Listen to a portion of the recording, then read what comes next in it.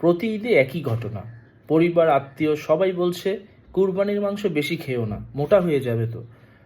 আপনিও এনজয় করতে পারছেন না, আপনি গিল্ট নিয়ে মাংস খাচ্ছেন। সো আজকে আমরা জানবো বিজ্ঞান কি বলছে, পরপর 3 দিন মাংস খেলে আমাদের শরীরে কি কি পরিবর্তন আসে।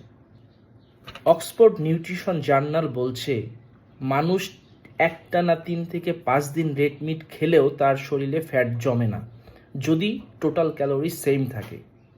কুরবানির সময় আপনি মোটা হন না গোস্তে, আপনি মোটা হন সাদা ভাত, পোলাও, মিষ্টি এবং কোল্ড ড্রিঙ্কসের কম্বিনেশনে।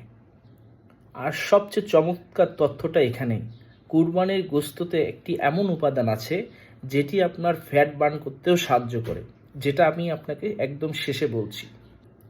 আসলে কুরবানির পর আপনি আসলে কেন মোটা হয়ে যান?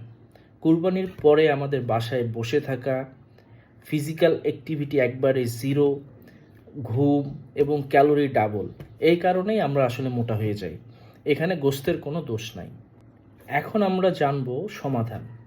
রুল নাম্বার 1, গোস্ত খান কিন্তু সাদা ভাতের পরিমাণ হাফ রাখুন, কারণ গোস্তের যে প্রোটিন সেটা আপনাকে অনেক সময় ধরে আপনাকে ফুল রাখবে। আর রুল নাম্বার 2 হচ্ছে নন নেগোশিয়েবল, আপনি প্রতিদিন 15 মিনিট হাঁটেন, এমনকি ঈদের